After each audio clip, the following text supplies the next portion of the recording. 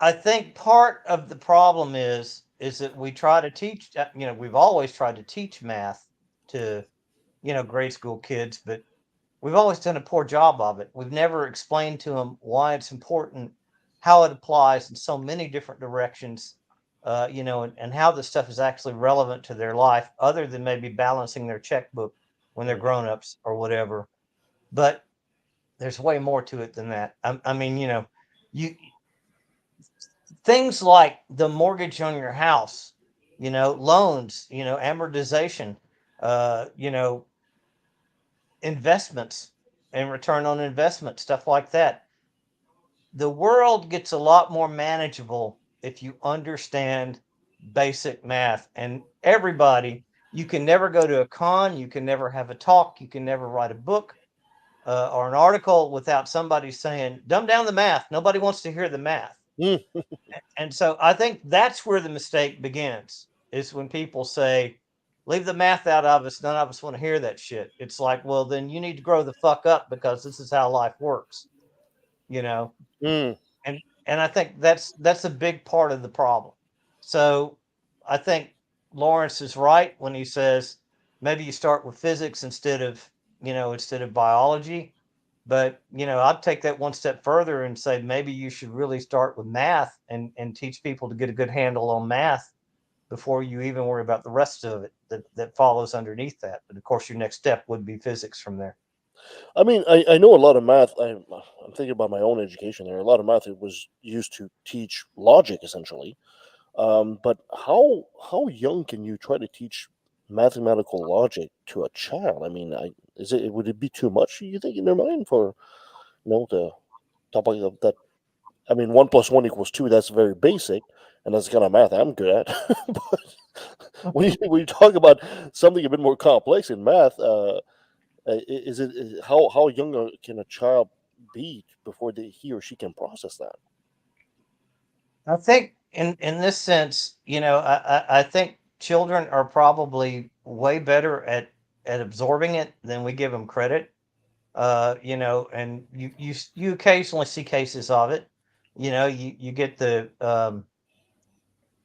Gary Kasparov type who is taught to play chess and in a very rigid type of thinking, from a very young age, or Bobby Fischer, if Mm. you want an American example, and you get these, back in the 80s when computers started to be a big deal, you get these computer scientists who, let their 3-year-old run wild with an old computer. And suddenly he's clicking the mouse and he's doing things that, even the adults can't do because it just becomes this environment that they sort of incorporate into their world and their thinking, just like when you learn language or whatever. So I think in a lot of ways this stuff becomes way easier if you get them young and you teach them to sort of incorporate that into their thought process than if you wait until they're teenagers or near teenagers and they've already sort of solidified most of the things that they think are most important, Mm. like language and social skills and things like that.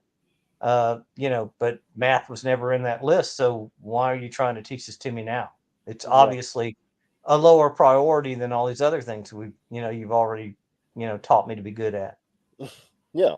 So okay, so let's go. Let's leave math aside here, and we understand try to build a frame with math. Let's go with the first one that we're thinking people should start to learn physics. What exactly is physics? It's applied math, dude. Didn't I just tell you that? You said that. But no, it's okay. So generally, when you start with a low level physics course, you start with Newtonian physics, right? So you talk about vectors and how vectors add together, and how if I walk 5 feet this way, if I walk 5 feet east and I walk 6 feet north, I haven't walked, I walked 11 feet total, but my displacement isn't 11 feet, right? You got to use Pythagorean theorem and say 5 squared plus 6 squared equals, of course, I didn't use a basic triangle, which would have made life a lot easier. Mhm. If I'd done 3 and 4, it would have been 5, right? So 5 squared plus 6 squared, you take the square root. I've actually only displaced myself 7.5 feet, right? Even though I walked 11 feet. And so forces are the same way. You push this way, and you push that way, you get a net force that sort of goes off at some cockeyed angle. But it's not just the algebraic addition of those two forces.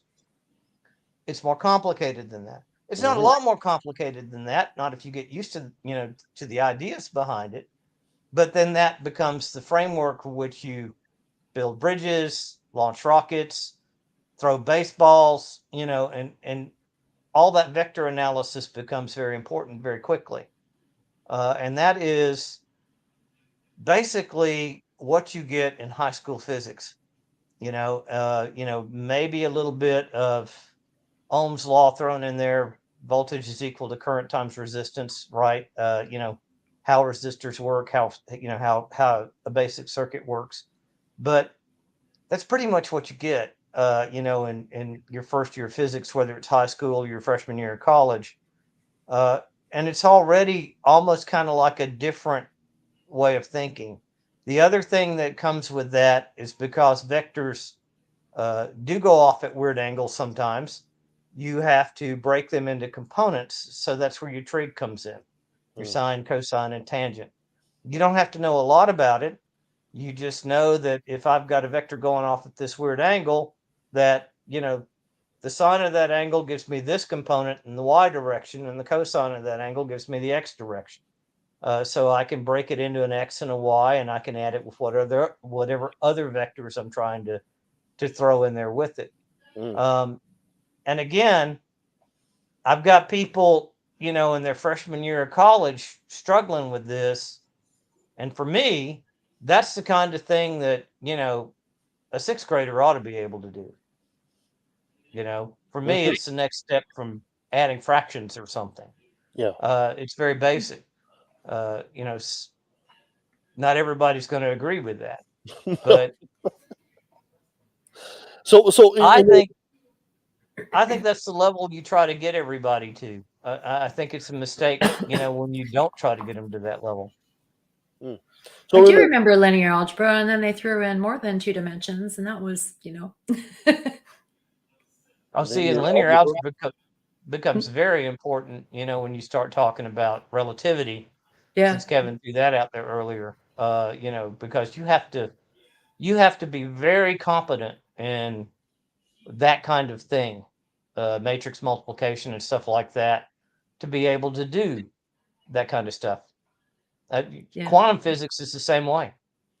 Okay, let's not get ahead. You guys you're leaving me in the dust already. There. I'm sorry. Well, math is a language, and if you don't have the basics of that language, you're not going to be able to understand, heavier stuff, right?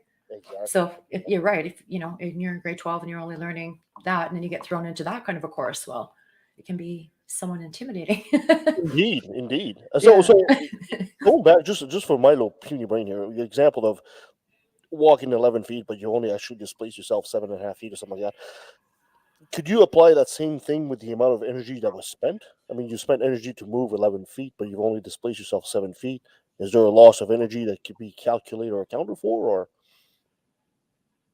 or? Yes. In short, yes.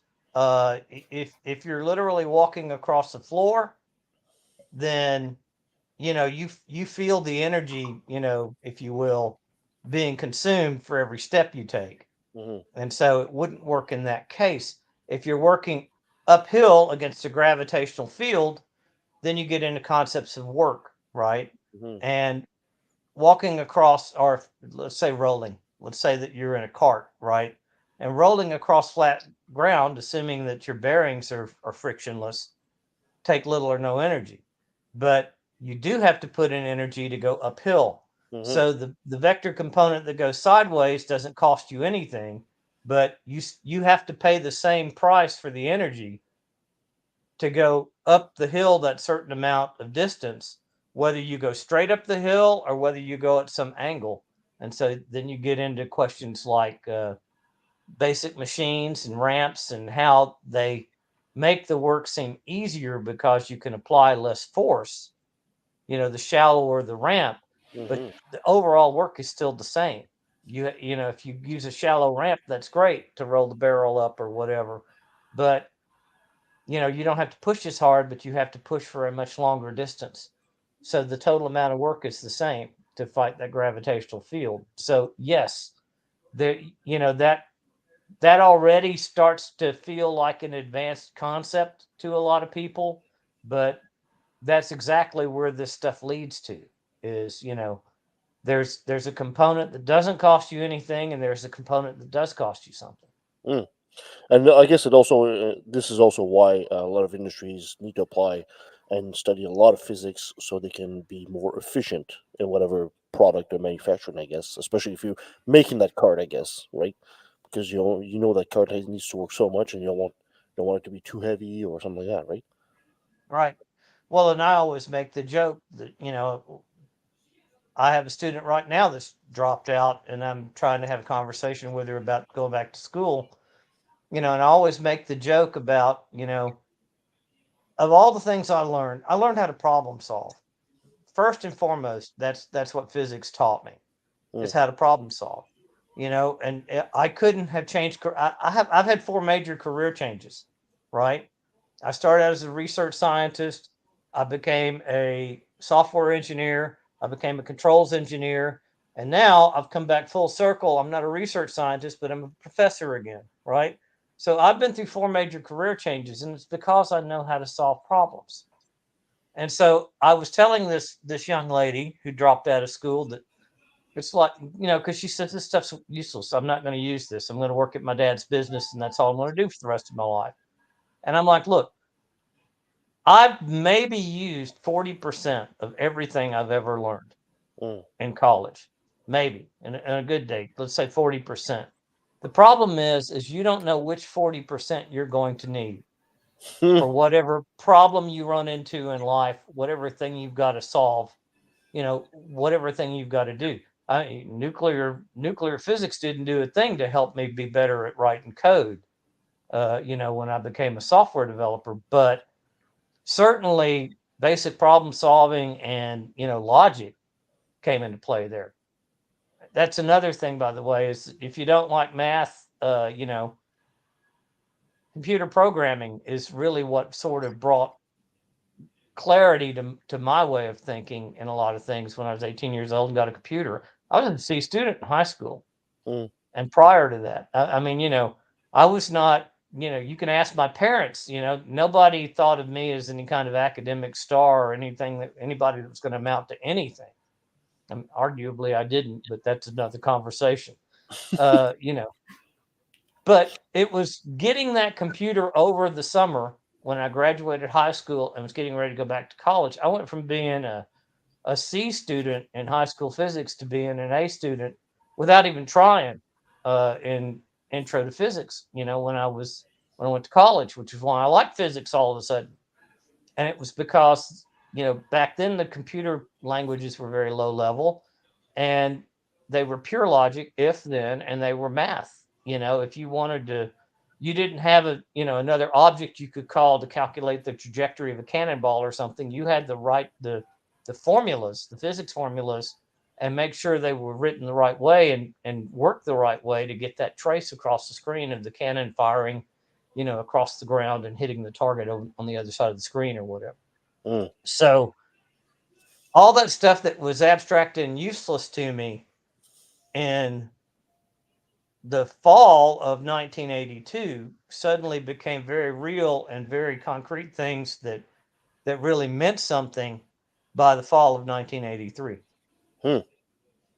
And it Wow. was really 3 months of me going off and just playing with a computer that did that. So anybody, I do feel like anybody can make that transition, but it does take effort. You know, it's like everybody wants, you know, everybody wants everything for free. They want to talk about dark energy and why the universe expands the way it does.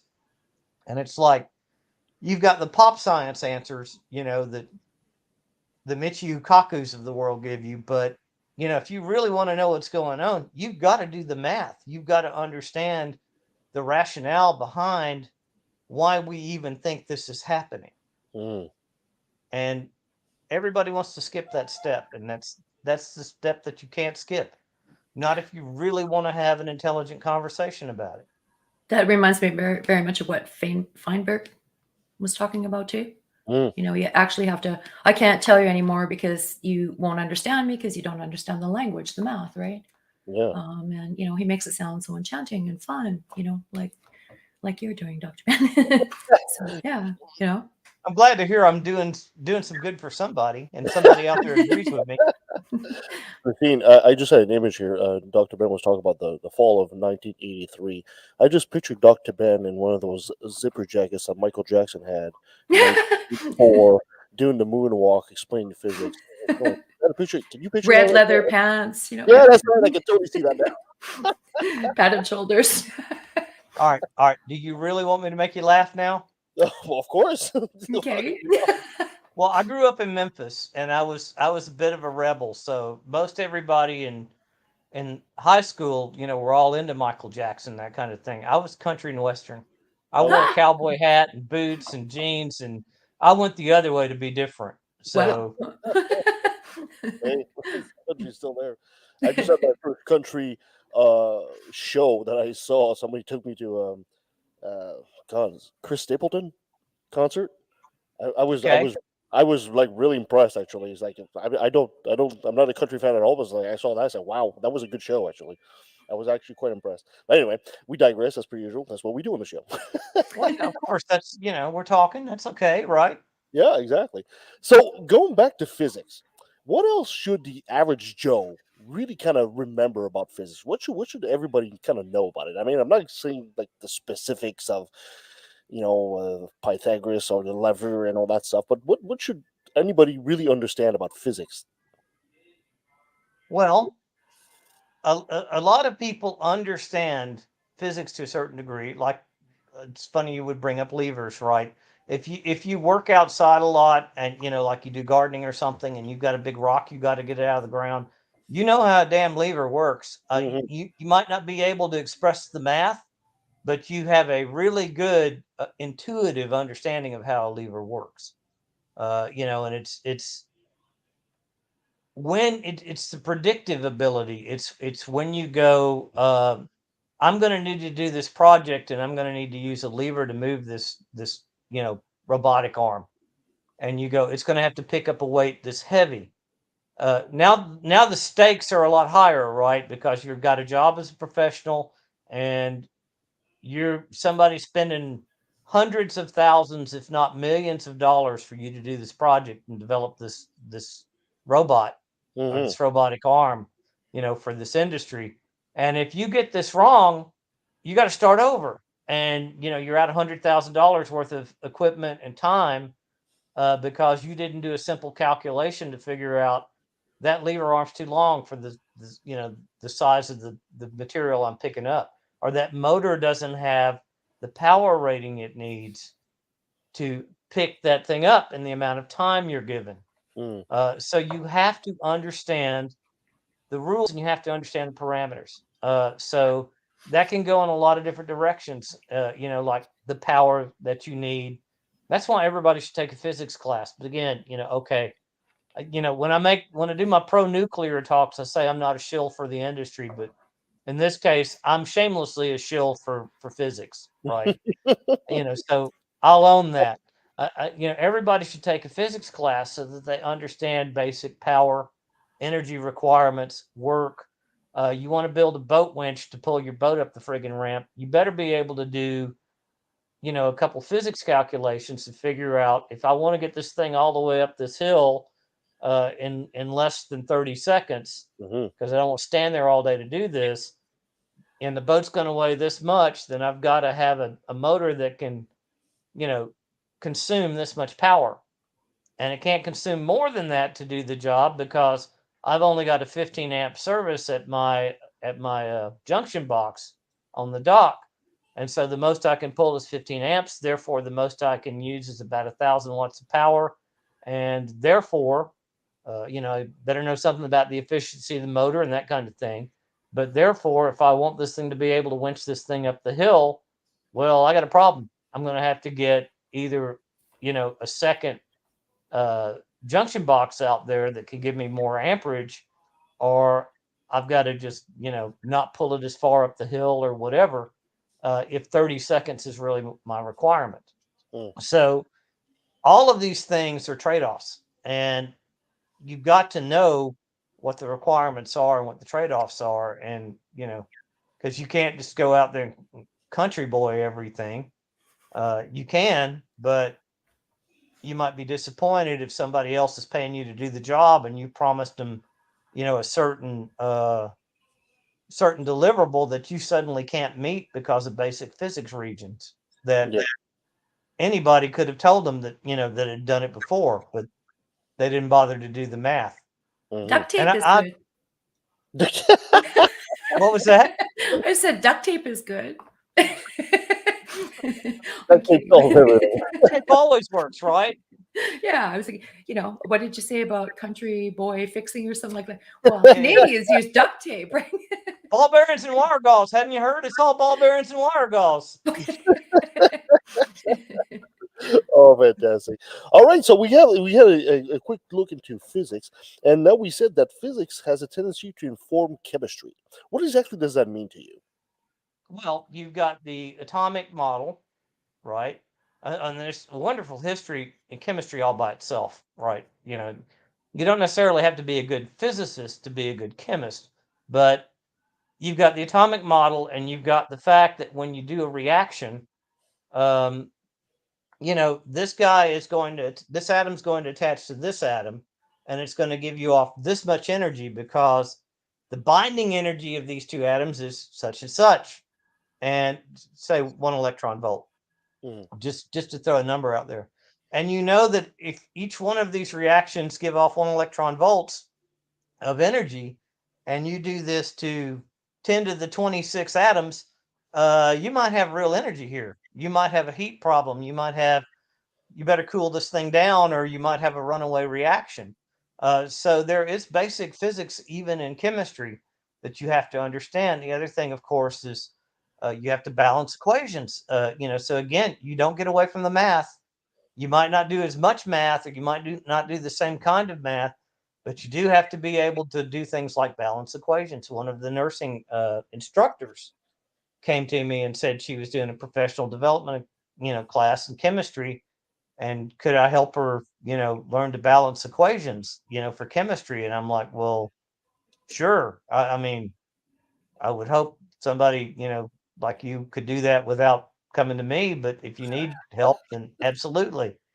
And so, and that's one of the things that bugs me. I mean, I don't mean to be ripping on her. She's my friend and all that, but it's like too many people have gotten too far professionally without knowing fundamentals. And part of it is computers. It's like, well, I'll just put the numbers in the computer, and the computer will tell me. Mhm. Well, okay, but computers make mistakes. Particularly if you fat finger a couple of numbers and didn't notice when you did it, and the computer's just going to spit out a number based on what you told it. Mhm. And so you need to have a gut level response. I have a sister-in-law, and this hits close to home, right? She went in for surgery, and she had like a pocket, of in her back of her throat, made it hard for her to swallow, and so they removed it, but it was very painful. So they gave her morphine, and one of the nurses miscalculated the amount of morphine she was Oh. supposed to get, and she almost died. They OD'd her on morphine, and it's like they didn't know there was a problem until the heart monitors went beep, like on the movies, and it's like, oh shit. So I mean, they actually had to she coded, as they say, and they actually had to revive her and figure out what the hell was going on. And they Wow. OD'd her on morphine right there in the hospital. I'm sorry, but a freaking nurse should know I don't need to give 1,000 milligrams of morphine to, this woman that weighs 100 and something pounds, whether the computer told her to do it or not. Mhm. And that's the kind of stuff that, you know, people are missing now. Everybody wants to skip that gut level intuitive understanding because it's a lot of work. That's where you get good at what you do. And everybody wants to skip that, and everybody wants a form they can check, and sometimes checking the box isn't how this works. Sometimes you've got to really understand what you're doing. Yeah, we seem, especially in this day and age with our more advanced technology, we seem to have an over reliance on what the technology can do for us, and we seem to, just let it decide for us. And which is ironic because it kind of falls into another topic that you like to talk about. This is the basis for what people use to question science and form conspiracy theories, right? The idea that we're listening way too much to science and we should be able to uh, do the research for ourselves. And anyway, it's a whole new can of worm I'm opening here. And maybe I shouldn't do that. Um, so going back to chemistry, there. And you being a nuclear physicist yourself, I guess you have a perfect example there of how chemistry, and you talk about the atomic structure influences the output of energy, and you see this every day, I guess, when you talk about nuclear power plants and stuff like that, right? Sure. And one of the things, again, I don't want to turn this into nuclear talk because we've already done that, right? But one of the things that I try to explain to people all the time is that when you do nuclear physics, you're not manipulating those outer orbits of those electrons anymore. You're manipulating things inside that nucleus, which is much more densely packed and has a lot more mass in it. And so those reactions tend to be on the order of 1 million electron volts. So it's like you've heard me say it before. If you're walking around town with $1 in your pocket, you can't even buy a cup of coffee. If you're walking around town with $1 million in your pocket, you can buy whatever the hell you want. Hmm. And so these people that want to land-based, nuclear power because they don't understand it, and there's nuclear waste and yada yada yada. Well, every process has waste in it, right? Burning coal is the most wasteful thing in the world, but people still want to run their air conditioning when it gets hot outside. Hmm. So we've got to do something to generate this power, and nuclear power is way more efficient in terms of the waste it generates and stuff like that. Basically 3 M&Ms worth of uranium is what I need to live comfortably for a year, my power needs, right? And so, if I live 100 years, can I bury 300 M&Ms with me, or do something to be responsible for getting rid of that waste? Absolutely. I joke, shove it up my ass if you have to, stick it in my coffin with me, you know, but I can get rid of that. I can never get rid of the countless tons of coal or oil smoke or any of the other things from any of those other processes that produce energy. Mm. Uh, you know, in the same way, if I was responsible for getting rid of all the waste that I generated, if my house ran off of a coal burning plant, then I'd have to go out and buy acres and acres of land just to bury and dispose of the coal ash that I was personally responsible for. And Mm. suddenly my personal responsibility, check is a lot higher. And it's basic physics, it's basic math, and people don't understand that. And people act like you're lying to them, when you try to explain it to them. But, this is killing the planet. Hmm. At least some of us believe. You've got other people that say it's not, and they don't believe those damn climate scientists. What the hell do they know? And it's this illiteracy Yeah. in science and math that is about to kill us all. And Right. I tell people all the time, it's like, look, you want to fight this fight and say I'm wrong, knock yourself out. I'm 57 years old. I'll be dead before it's a problem for me. Yeah. But you guys have got to start thinking a little clearer than what you've been doing in the past. You can't let politicians and religious leaders, or uh, I'd say Greenpeace is a different kind of religion. It's a different kind of fanaticism. You can't let those people make up your mind for you, because they've got their own agenda. Yeah. Hell, you think a nuclear physicist has got an agenda? You ought to see the kind of agenda that some of these nonprofit types have, because they want to make their mark on the world too. Mhm. Usually they don't want to go to school for 12 years to do it either. Yeah. They want to find some shortcut. So If I, when you get those, oh, sorry, Christine, go ahead. if I'm not mistaken, did not the head of Greenpeace step down because it was getting too crazy for him? One of the guy who actually founded Greenpeace stepped down. Really? This is It's a few funny. years back. Yeah. If I'm, Yeah, that he was one of the founding members. yeah. I think I can never remember his name, and that's a shame, I guess. But I think that's Michael Schellenberg. That there's a couple like that have left ranks to say, nuclear power really is the, but there's plenty of others to take their place. Oh yeah, for And sure. Yeah. Yeah. and again, it's one of those hallmarks of fanaticism, because the first time this guy stepped up and said, maybe we've made a mistake, maybe we shouldn't have been so anti-nuclear, he was ostracized by the entire group Yeah. and Yeah. thrown Yeah. out. Yeah. And this is the kind of thing the church does when you start spouting hypocrisy, right? Or whatever Oh, it's the not word just is. church. It's something we see on a regular basis. I mean, God knows we've done some shows that talk about the left side wokeism that's gone way too far. And anyway, I don't want to get into that subject, but yeah, we Yeah, see that on a regular basis. You're not spouting the line. You see something that's a bit out that you don't agree with, and they just cut you right off. and that's the thing that's most disturbing to me, is you see it on the left, you see it on the right, you see all these groups that have already decided, what's right in the world and what their vision of the future is. And that's great. But if you realize that you're making a mistake in what you've envisioned, you've got to modify that. You've got to be open-minded enough to say, and that's what science is, by the way, right? It's you Intellectual got to, humility, right? yeah, Intellectual honesty. absolutely. Hmm?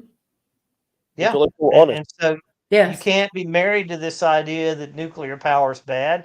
You can't be married to this idea that, everybody that owns a gun is stupid. I Yeah, mean, exactly. maybe they are, but you ought to at least listen to them once or twice before you decide that, Yeah, you yeah. know? And so I don't know, I ought to be able to think of more examples than that, but Yeah. Oh, you know, this is where we are in this country, Mhm. with our politics. And, I get it every Saturday. My parents call, and, my dad's 80 something years old now. And, he's batting down the hatches. He talks to his friends at the gun range, and, anybody on the left is wrong. And of course, he's on the verge of disowning me every time he talks to me. Uh, I'm sorry to because, hear that. he thinks God, he thinks Trump hung the moon. He thinks Trump's a freaking genius. And it's like, in what fucking universe do you look at that man and think he knows anything about what he's talking about? Yeah. Yeah. Yeah. Or hold him up as some sort of a hero.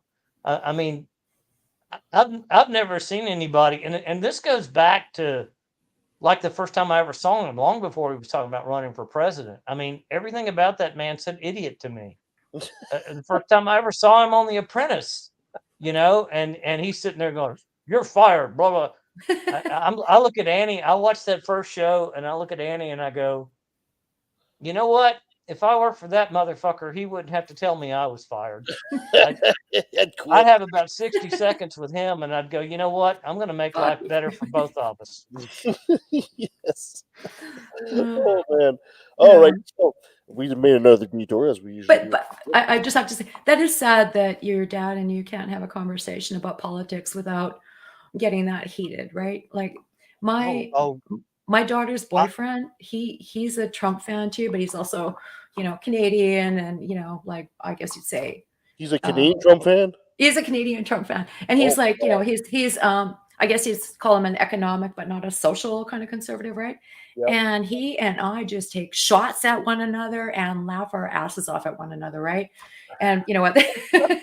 that's pretty much it, right? We don't, you know, right? because that's the way it ought So to be. yeah, It's exactly. Yeah. Yeah. one of you's right, one of you's wrong, presumably, in any particular issue. You know, Mhm. you're probably not. Nobody's probably 100% right. Nobody's probably 100% wrong.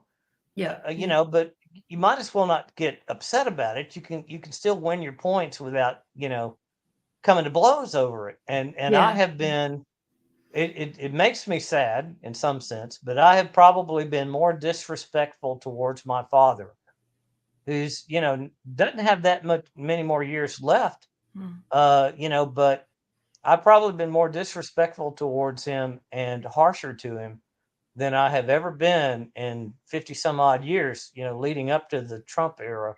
Mm. I know. Okay. But when somebody just says something just utterly stupid and they can't seem to understand the other side at all, at some point you've got to step up and say, "What the fuck have you been drinking, Dad? Yeah. What have you been smoking? You keep talking like the rest of the world's gone complete idiot on you, but you sound like you've gotten into the good stuff. This, this, this How is do where you we need even to. believe what you're saying right now?" This is where we need to take lessons from Anthony McNabasco and talk about street epistemology, which we should do a show on that. We should really do that in the future. Anyway, going back to chemistry, and we've basically said that chemistry informs biology. So, what does the average Joe need to know about biology?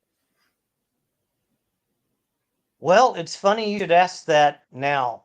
If you'd asked me that 3 years ago, I might have said, not much, go outside, smell the flowers, have a good time, watch the bees fly. It's all good. You don't necessarily have to know a lot about it if that's not your thing. But of course, COVID's hit, and you've got again a certain group of people that don't want to do what the scientists are telling them to do because those damn doctors don't know anything. Uh, so Mm. maybe everybody needs to know a little basic immunology. Um, there's a logic to that. There are people that actually sat there and grew the samples in the petri dishes and saw what killed them and what didn't. And sort of came to some conclusions that were based on consistent observation, rational thought. And these are the people that then I would look to be experts in this area. I don't expect them to be right 100% of the time, but Mhm. if you asked me a question about nuclear physics, I would certainly hope you'd think I'd come closer to giving you an accurate answer than some average idiot off the street. Yeah. And the same holds true with, immunology. If somebody says I should wear a mask, they might be right. They might know what they're talking about. They might be wrong, but they probably know a hell of a lot more about it than I do. So I'm probably going to wear the goddamn mask. Yeah. And people will You know, sometimes say, "Oh, science changes its mind one day after another," kind of thing. I'm like, yeah, that's the point. It improves itself and it corrects itself, right? it That, refines its you know, picture of the universe, exactly. as time Yeah. goes on.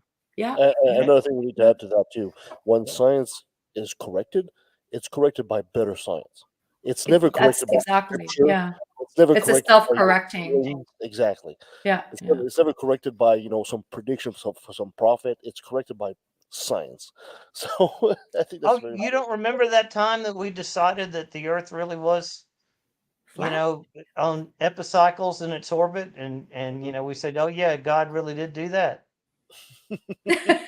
You don't remember when that happened? No, not quite. Yeah, me neither. Yeah, okay, good. I was gonna say, ooh, that must be ancient thought, Yeah, right?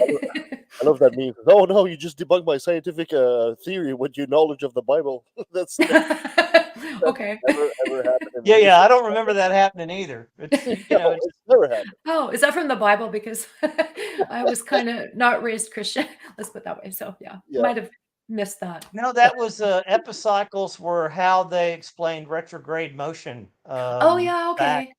Yeah. back in the day. Yeah, When yeah, with that planet that appeared to be it appeared to stopping be and moving moving. moving. backwards, Yeah, right? yeah, yeah, yeah. Yeah, exactly. Turns Well, out you don't need that at all.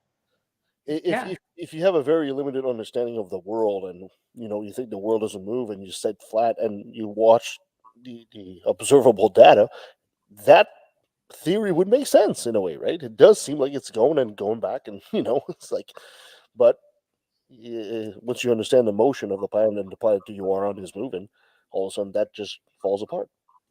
And I Well, find and it, sorry. what was funny about it is the model worked. I mean, there was, for the most part, it pretty much matched observation.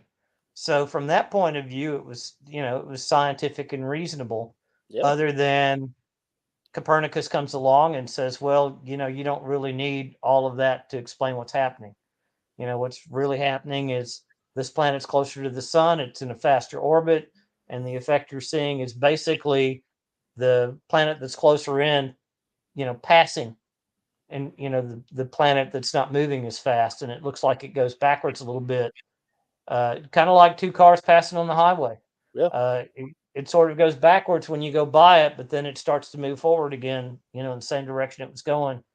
That's that, and just a little bit of geometry, where you draw this thing out on a piece of paper and show what the projections of the lines look like against the background of stars. Hmm. That's all you need. You don't need some hypothetical point at which this planet orbits around when it's already orbiting around the sun, to make these tiny little circles that make it look like it's going backwards for a while. Yeah, exactly. So it's funny because part of that is keep it simple, stupid. You always Occam's razor. You always go with the simplest explanation that works. Hmm. But the flip side of that is, I was going to say a minute ago, it's like these religious types always want to come up with their pat answers. God did it. And Mhm. everything's perfect spheres in the sky, and therefore, if you see some motion you can't explain, it's just another sphere on top of the sphere. And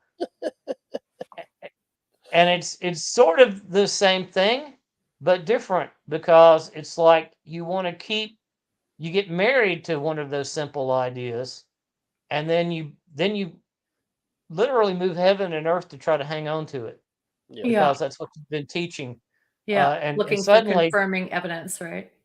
yeah, Yeah. suddenly your simple idea is much more complicated and ridiculous than this other thing that just says, it's just a smaller orbit passing a bigger orbit. Mhm. That's Yeah. all you need. Draw some lines, you'll see. You know, And of course, we can't talk about biology without the religious right incessant attack on evolution, which I'm so tired of this. I'm so tired of these people to this day still attacking evolution. I grew up Catholic, so as Catholics, we accepted evolution for the longest time. So it's only when I moved here in the West I realized how much of an opposition there was to it, and it just blows my mind. It just blows my mind that people are still fighting this. What are like these people thinking? Yeah. I grew up Southern Exactly. Baptist, and this is apropos to this conversation. This is something I bring up all the time. I grew up in the '70s. And I was Southern Baptist. I grew up in the Bible Belt, so I was probably as religious as anybody. Uh, I didn't actually become an atheist until I was like 32.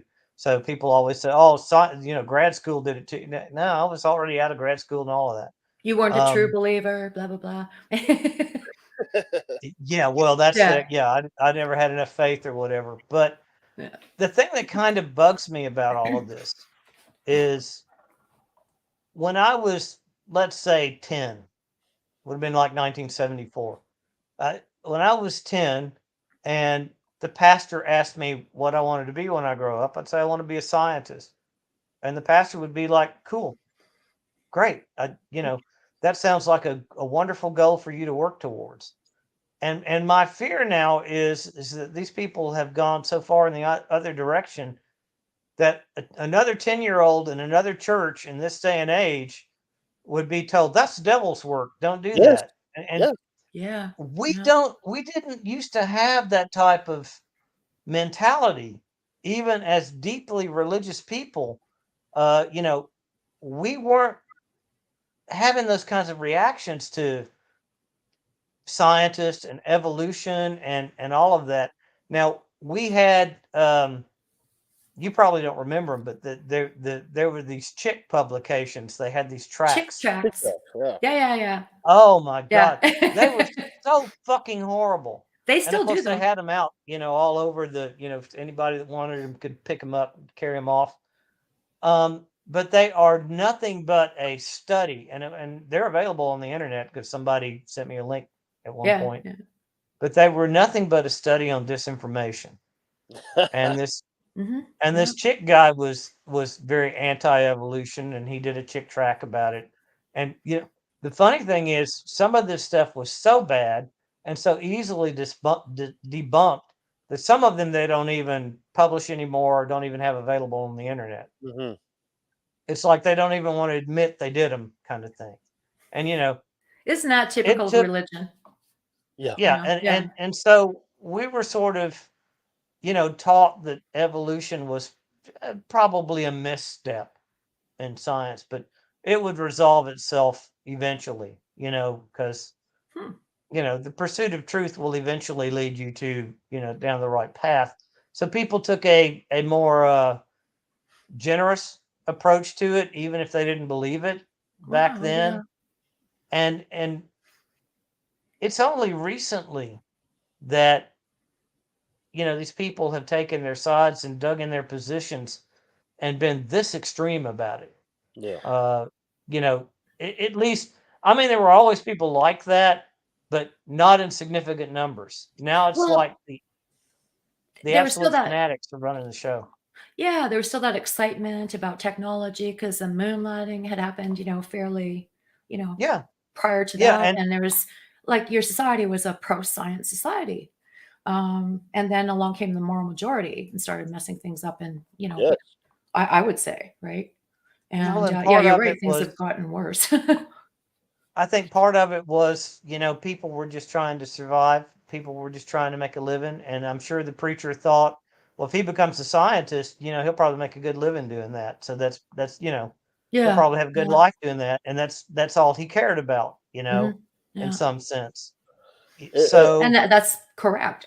Like that's a good thing for your, what'd you say, minister or whatever, preacher. yeah, Um, minister, yeah, yeah, I mean that's a good encouraging thing, and I think you're right. Some would say you can't engage in the devil's work. Don't believe in evolution, and the yeah, there devil would be planted people that, fossils to all the nonsense, right? Yeah, yeah, there yeah, would be people that would actively discourage that now, yeah, yeah. in a church setting, yeah. and it makes me Wow. sad to think, because we weren't fighting those kind of fights, back 50 years ago.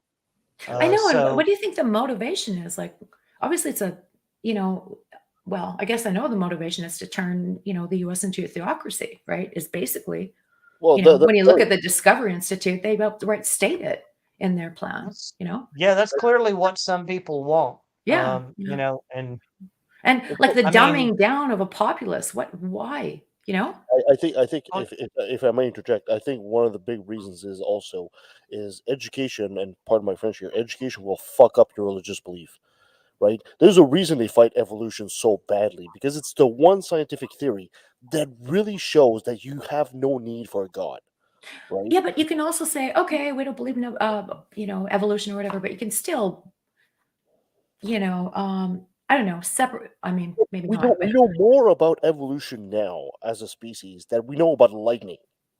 And nobody disputes that, absolutely. Yeah, yeah. right? So they have to fight this tooth and nail because they know their faith is dying. And evolution is that big stake in the heart of the vampire. It really is that. But And but well, the why fight, would okay, so say evolution doesn't exist, but you still encourage your, parishioners or whatever to go to school and become physicists and all the things, right? Or you know, don't teach them it at all, and you know, how are they going to compete on the world stage? Like when you do that to an entire generation, now two, three, what, right? Um, what the hell? How's a society going to survive in the bigger, scheme of and my things? my perspective on some of this is, suppose you drive the stake through the heart of evolution, you still lose. Because one of the things that bugged them was the age of the earth. Mhm. Because, and again, this is such a weird hill to die on, but Yeah, yeah. they've decided that the earth is 10,000 years old or whatever. And, paleontology and evolution just throws that right out the window. I think part of, and it's this vicious circle, right? Um, I think part of why they want to debunk evolution is they don't think the earth is as old as scientists claim it is. Mhm. But if the earth isn't as old as scientists claim it is, then that throws evolution out right off the bat, because you need millions of years for evolution to work. Yeah. So it's sort of attacking the same thing, but on a different front. But here's the deal. When I went to, and I wasn't looking for this, right? I just went to graduate school. I was studying nuclear physics. And there are all these things called decay chains, right? Uranium decays into tellurium, tellurium decays into some other thing. And they've all got a certain amount of half-lives. Yeah. And they're called decay chains. And you can put an age limit on a decay chain. Like, there's all this lead in the Earth's mantle or in the Earth's crust. And it's like, where'd all this lead come from? You wouldn't have that much lead from a supernova. You'd have different amounts of, all this other stuff. And all that lead came from uranium decaying down through nuclear processes into the first stable atom that it decayed down into, which happens to be lead. Mm-hmm. Anything above lead is reactive. It's not stable. So there are these decay chains in the soil that are more than 4.5 billion years old.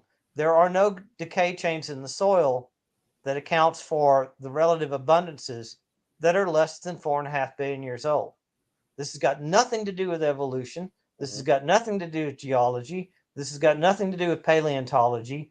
But yet the scientific evidence, even from a nuclear physics point of view, points to an Earth that's about 4 billion years old.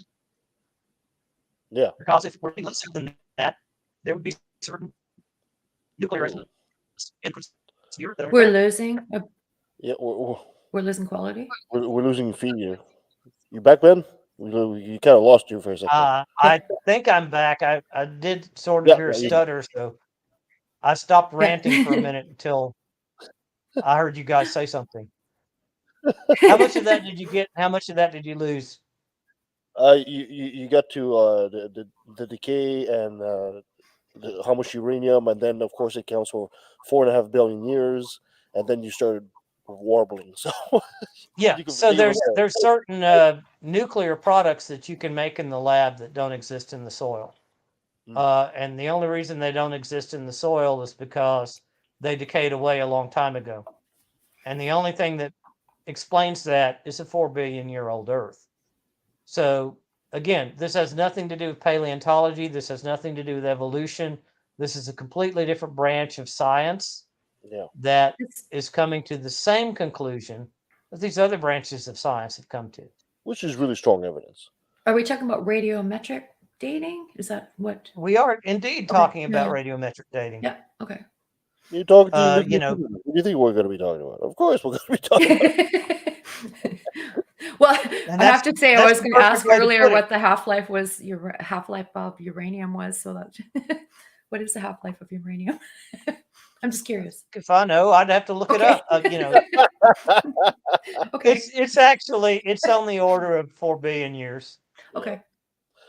We have about half of the uranium in the crust of the Earth that we used to have. When the Earth was first formed. Yeah. So there's much less nuclear uranium today on the planet, and that's why we don't see Godzilla around anymore. It's not there. Yeah, that's it. That's exactly what happened there. Yes. And one final thing about evolution, I guess, what bothers me about Christians debunking evolution or trying to debunk evolution is the sheer hypocrisy of it. Because I tell them, if you've ever been to a doctor's appointment or you've taken any pharmaceuticals for whatever ails you, you accept evolution right there off the bat. Because pharmacology is informed by medicine, medicine is informed by biology, the cornerstone of biology as we understand it, and the reason why it all works is the theory of evolution. So if you are sick as a Christian, and the first thing you do is you pick up the phone and call your doctor, congratulations, you've accepted the theory of evolution. Otherwise, you'd be calling your priest for some kind of exorcist to be healed. Yeah, or have a pray over your illness or whatever, right? Yeah, exactly. Yeah. To get healed with some kind of blessing. It doesn't happen. They, like everybody else, they go see a doctor. And why do you do that? Because they know it works. So, well, it's not just Christians; it's some New Agey people too, right? Oh yeah, of course. Yeah. Oh yeah. Yeah. Oh yeah. Like homeopathy and crap like that, right? there was a kid in Calgary who died of, oh, I can't remember now, but anyway, the mother hadn't It's more even, tragic when it's a kid. sorry? It's always more tragic when it's a kid. Yeah. Well, but then Yeah. the more prominent case is that one where the Stefan and Ezekiel, the kid who was treated with the mustard and whatever kind of thing. His name was Ezekiel on top of that? Yeah. I can't remember Yeah. Stefan and I think Stefan's the first name of the father, and I can't for the life of me. But I'm sure you've even heard about this, Dr. Ben, because it just went crazy everywhere. And this guy had no regret. Like, they tried to take the kid in after it was too late. Of course, the kid had, no immunizations or anything like that. The kid was so stiff they had to put him on a mattress. And she'd gone to the homeopath, and even the homeopath had said, "Get that kid to a hospital right now," but no, paid no attention. And the kid died. And that, wow, you see no remorse from that father. It's unbelievable. He still gets It's invited. amazing. Yeah, he gets invited to speak at health expos and crap like that. Jeez. His family runs some kind of supplement type company, right? Oh my God. Christian-based supplement company. Oh my God. It's just Oh my God. out in the boonies too, right? So anyway, they tried to blame the what do you call it? The helicopter that takes kids to the hospital because they were too late. Yeah. The medevac. Yeah. So Yeah. they had to medevac him out of the fucking boonies because they didn't take care of him, and it's the fucking helicopter's fault. Yeah. Because Or just- maybe the clinic that he first got to before the kid was sent to unbelievable. Just you like know? Yeah, you guys might not know this, but little known fact, just like Donald Trump says, those blades twirling, they cause cancer. Oh God.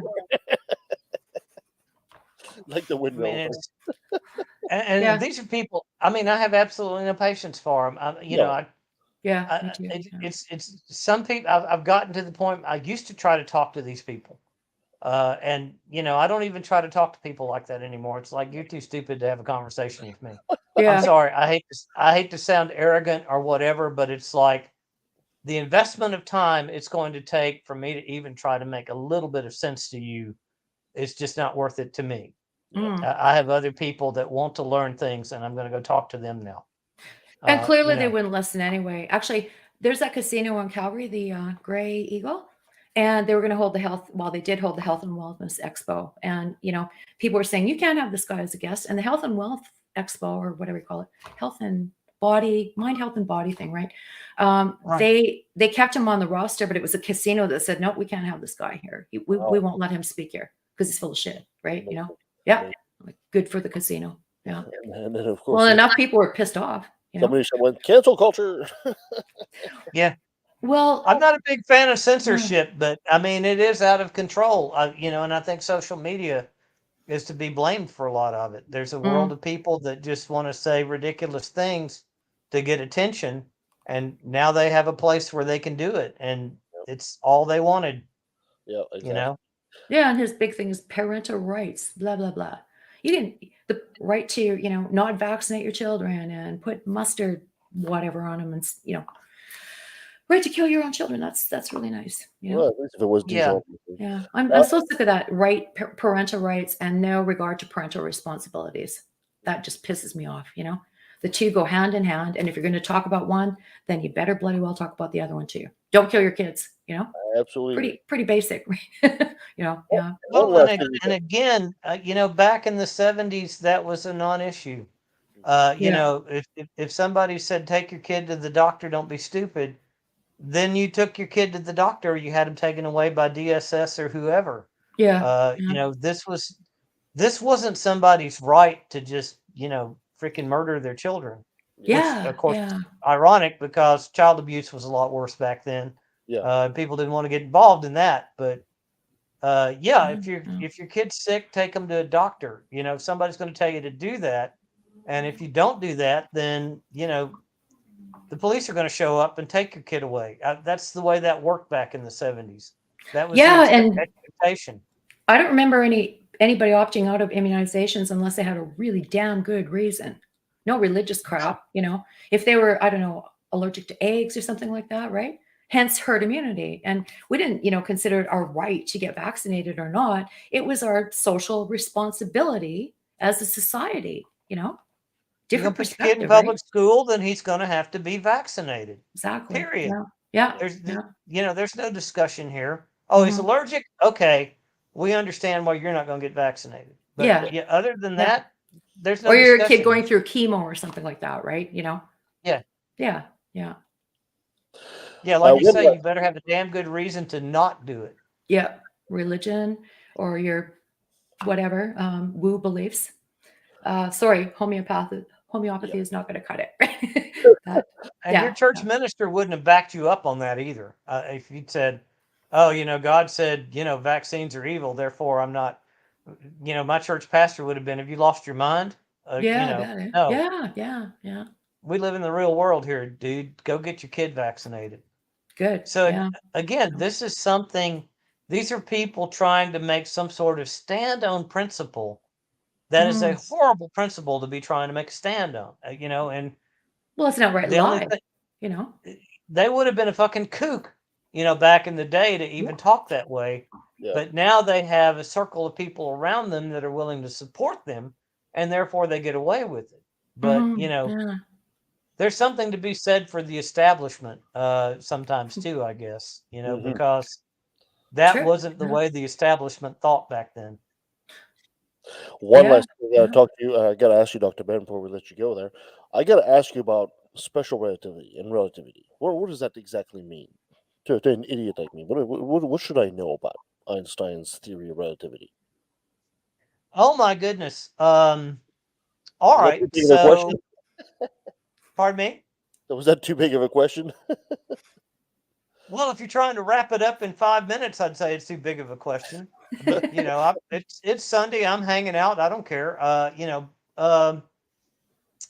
There have been these little niggling things.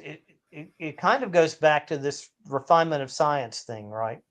And now it's sort of most people think that Einstein was just a fucking genius, which he was, and he invented all of this. He came up with all this in a vacuum. That's not exactly what happened. There were these little niggling things that people understood, even in the 1800s, where the physics didn't work.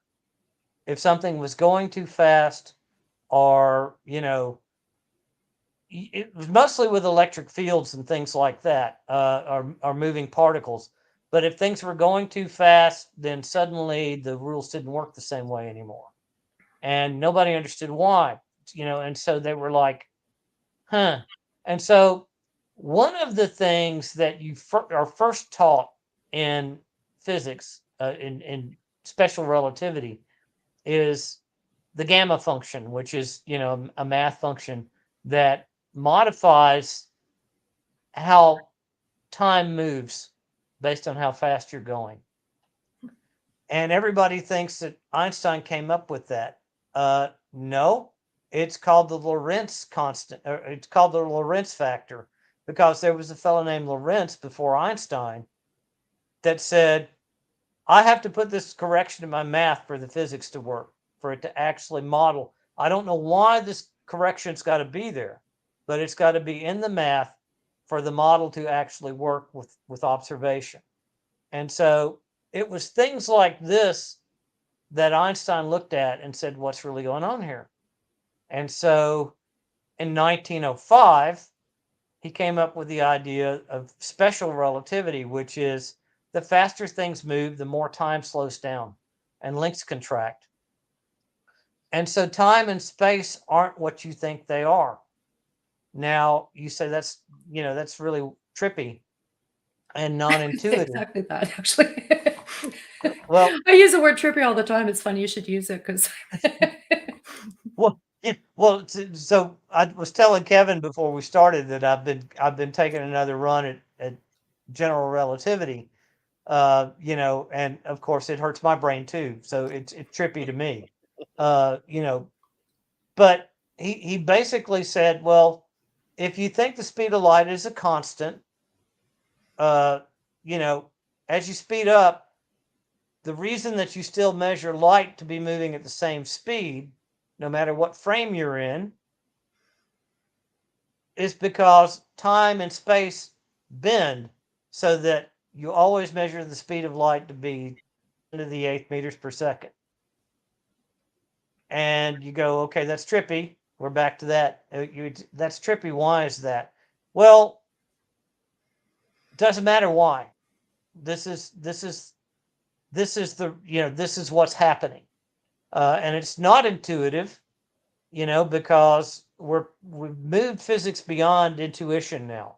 Nobody gets in a spacecraft and goes at half the speed of light and gets to observe this effect. It's so it's not intuitive, and you shouldn't be surprised that it's not intuitive. What's cool about it is that you make all these formulas and you do all this stuff, and then you say, okay, your relative velocity is very close to zero. And then all the math falls out and breaks right back down to Newtonian physics, which we already know to work and have known to work for 300 years now.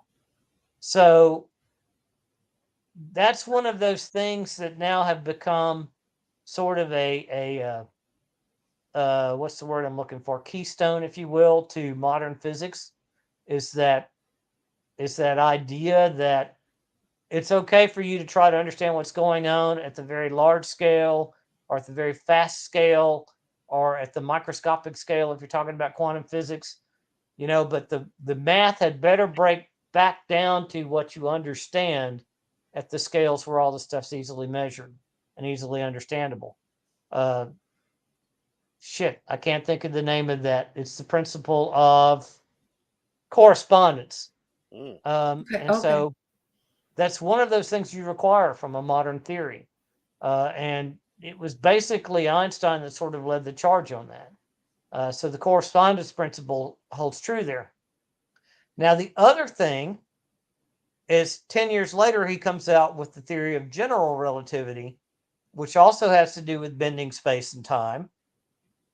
Also, very heavy linear algebra, by the way, to do all this and to see all the math behind this. I bet. Yeah, I thought you'd like that. But one of the things that Newton himself, he came up with the theory of gravity, Newton's law of gravitation, right? And so I always tell this story, and I always get blanks when I get it because it doesn't resonate with anybody else. But I tell it anyway. I say, okay, Newton made the universal law of gravitation. Force of gravitation equals to mass 1 times mass 2 divided by the distance squared, multiplied by some scaling constant, right? And I said, there's no magic in this formula. If I'm a computer programmer, and I'm modeling a spaceship flying through space and I'm going by planets or whatever, then I might say, okay, I know gravity exists. I know there's this force that tries to pull this thing into an orbit.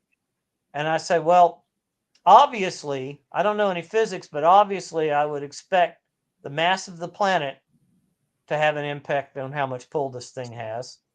And I would expect the mass of the spaceship to have an impact on how much gravitational pull there is. And I would expect the distance between them to have something to do with it. But, if I'm using a spray can of paint, the paint spreads out as 1 over r squared. The area gets thinner as the distance squared. So I might be smart enough to go, the distance is probably 1 over the distance squared. And of course, if I'm using miles or feet or pounds or kilograms, I've got to have scaling constant in there. I'm not going to just be able to slam those 3 numbers together and get a gravitational force. I have to multiply it by some reasonable constant. And so I can model that in my computer programming without having really any understanding at all of gravity. And that's very unsatisfying to a physicist. And even Newton understood that. Even Newton said, I've modeled the math, but I don't really understand what gravity is as a force. Yeah. I can't tell you what a graviton is, which presumably would be the force carrier for gravity and things like that. I've got no theory behind it other than this is just observation and this works. And so Einstein was very aware of that. 100 years later, he comes along and he formulates his theory of general relativity based on the fact that, what is gravity? And why is gravity different than other forces? What makes it different? And again, he uses the equivalence principle, which says if I'm in an elevator and there's no windows and it's accelerating, I don't know whether that elevator is being pushed by a rocket underneath and accelerating me constantly, or if I just happen to be standing on the surface of a planet and that force I'm feeling is just gravity pulling me down. They're the same thing. And so Newton then took this idea of movement and how space changes based on movement, and he made a theory of gravity out of it, which still stands today. It still holds today. That was 1915, so 100 and something years later, right? 107 years later. Wow. It makes us all uncomfortable to think that space and time is something malleable and changes just depending on how we're moving. But it seems to bear out in every test we can do. Like observer effect kind of thing? It's not an observer effect. Not really. Okay. Like one of the first proofs of special relativity was there are these subatomic particles that get made by solar radiation in the upper atmosphere called muons. Okay. And they can be made in the lab, and they have a very measurable lifetime, half-life. And so if the same muons are made in the upper atmosphere, say 10 kilometers up, and even though they've been knocked out of the atmosphere at near the speed of light, they should not be able to live long enough to reach the surface of the Earth. But yet they do. So even these subatomic particles moving at 99% the speed of light, time slows down for them. Distances contract for them. So they live long enough to hit the surface of the Earth as cosmic radiation, even though from a Newtonian point of view, they should never live long enough. They shouldn't live long enough to make it to the surface of the Earth, even going the speed of light. So you have verification of that theory even on the atomic level, the subatomic level. You have other verifications of the theory now in the modern day. GPS satellites don't work unless you put corrections in there for special and general relativity. Okay. So there are modern things, atomic clocks, which are their whole thing is to be super, super accurate. And so you you set your clock based on the atomic clock in Boulder, Colorado, right? Okay. It's Standards Institute. They put atomic clocks on airplanes and sent them flying in different directions around the world, and they actually see the gravitational and the special relativity effects from the movement of the plane. The clocks run slow compared to 4 other clocks sitting on the ground, and they did this with multiple clocks, to reduce error and all of that. So it's a very real effect. It has been shown and proven right time and time again, but there's not a thing about it that's intuitive that your everyday life can hook into and go, well, yeah, of course I throw the baseball and I see it leave my hand. Yeah. None of that works here, Yeah. Hence the need to know mathematics to truly understand it, right? Yeah. Or yes, and that's to the degree that where we we can. are in the world. Yeah. Yeah. That's where we are in the world. The days of I'm gonna go build a hammer mill, with the water wheel down the road, and I'm just gonna put different sized shafts on the thing until it hammers out, my plate armor, to give to my knight that lives down the street. Uh, those kinds of days of just fiddling around, without having anything to back it up and give you a predictive model, those are behind us. That's 1800 stuff, right? People worked out how to do that stuff flying by the seat of their pants, as best as they could back then. Now you can't do stuff without knowing the math and sort of having it lead you in a direction. I mean, you can, you can do an experiment without doing the math. You're probably not going to get any kind of result other than a null result, which, null results have value too, right? Yeah. I still maintain that I think one of these mathematicians just made a mistake and forgot to carry the one, and then they can say, no, it's just special relativity. They just, What's another Yeah, thing good with luck with spinach? that. When There some, have been lots of people that have tried really hard to disprove it. You know, for a long I time, think all the math errors have been found and corrected for. spinach. It was always like Popeye eats yeah, spinach. that's right. The story of Yeah, spinach. That was there that was was a one-digit calculation, so it looked like yeah, spinach was like 10 times or whatever, at 100 that time times more more iron. iron than it did, right? Yeah, So, yeah. Oh, is that is that why Popeye was all yeah. about spinach? It was a mistake in Yeah, the yeah, truth value of spinach. yeah.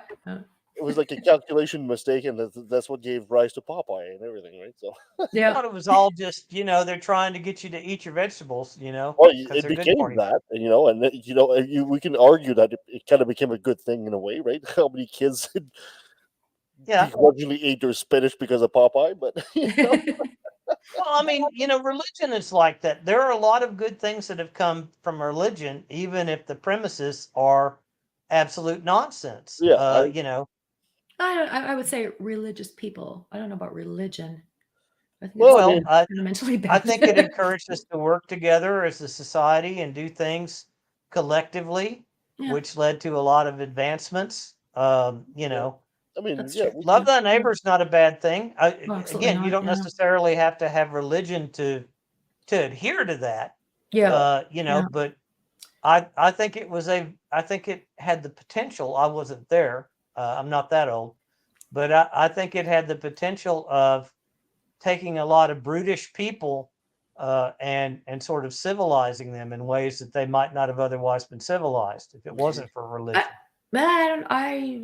I think maybe religion tried to even keep people like think about the printing press, right? Until then, religious knowledge was in the hands of the scribes, and people were illiterate. The printing press Right. brought on mass literacy, right? And Yep. people didn't know what the hell they were being. They just knew what they were told. They couldn't read for They had their themselves. own reasons and their own agenda for doing it, but it turned Yeah. out to be much more useful than just religion. Yeah. well, I still maintain. Well, Go for it, Christine. just the way that religious institutions tend to suppress information. Yeah.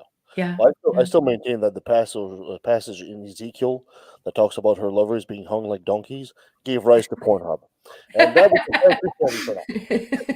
Dr. Ben, thank you so much for being with us on the show. If people want Thank to find you. out more about where can they reach you? Where can they find Dr. Ben Davis? Well, you got askdrben.org. That's my website. Ben, No periods, just askdrben.org. You'll find me there. Of course, you've got Ask Dr. Ben, facebook.com/Ask Dr. Ben. yeah, That's still where I reside in cyberspace most of the time. hasn't gone to Uh, TikTok yet. pardon me? Haven't gone to TikTok yet. No, it's and we could talk about Facebook and some of the things that disappoint me in Facebook. And if I could find another platform, I don't like having to change just because I don't like having to put the time and effort into it. But if I could find another platform that drew as many people and I didn't have to deal with Facebook bullshit anymore, I would be more than happy to do it. Dr. Ben, thank you so much for all this. But as usual, I gotta have you say, "Hi, this is Dr. Ben Davis, and I took a left at the valley." Hi, this is Dr. Ben Davis, and I took a left at the valley. Fantastic.